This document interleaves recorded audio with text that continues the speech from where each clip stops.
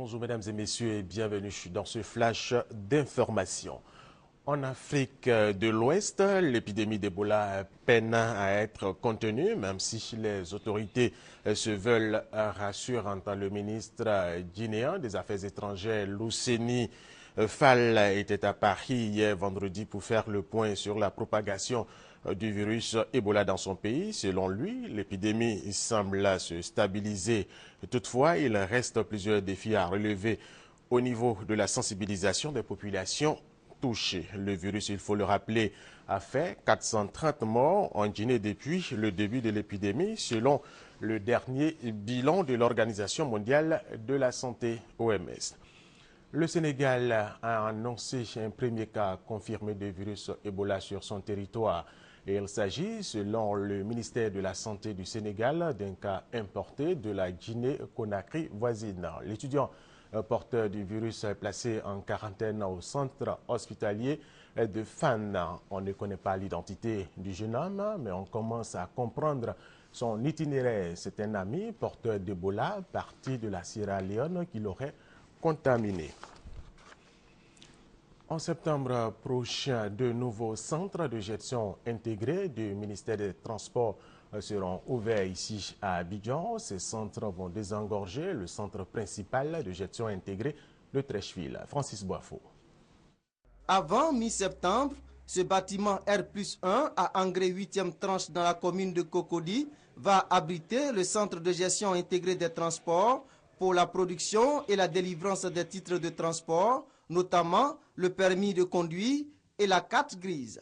Quand il sera opérationnel, ce centre va recevoir par jour 1200 personnes avec 62 postes de travail et 2 guichets de banque. Aux 2 plateaux Les Vallons, toujours dans la commune de Cocody, un autre centre de gestion intégré du ministère des Transports devrait ouvrir bientôt. En début du mois de septembre, vous aurez donc 5 centres opérationnels au niveau d'Abidjan. Donc sur la première semaine, vous aurez le centre de la 8e tranche. Vous aurez le centre dédié aux entreprises et aux concessionnaires au niveau de 2 plateaux Vallons. Vous aurez le centre logé dans le siège de son ATT au niveau donc de Treichville. Donc par la suite, vous aurez Yopougon et Abobo. L'intérieur a démarré. Vous avez aujourd'hui Yamsokro, Boaké, Daloa, Man, Odjene qui sont fonctionnels actuellement. Vous aurez sur la première semaine de septembre Soubré, Gagnoa, San Pedro et Korogo qui seront également opérationnels. Et au plus tard, au 15 septembre, vous aurez Abengourou, Bondoukou et Aboasso.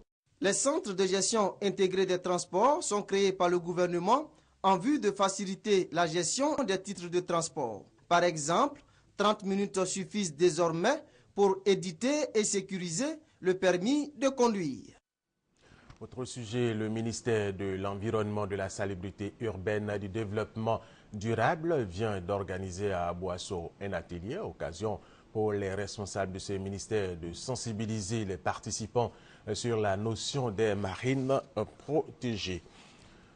Le représentant spécial du secrétaire général des Nations Unies pour le Mali, Chibet Kondos, se réjouit du protocole d'accord entre les mouvements armés du nord du Mali. Selon lui, la deuxième partie des négociations intermaliennes vont donc se dérouler dans la tranquillité. La feuille de route est claire avec la déclaration de cessation des hostilités et la volonté très claire du gouvernement malien de négocier.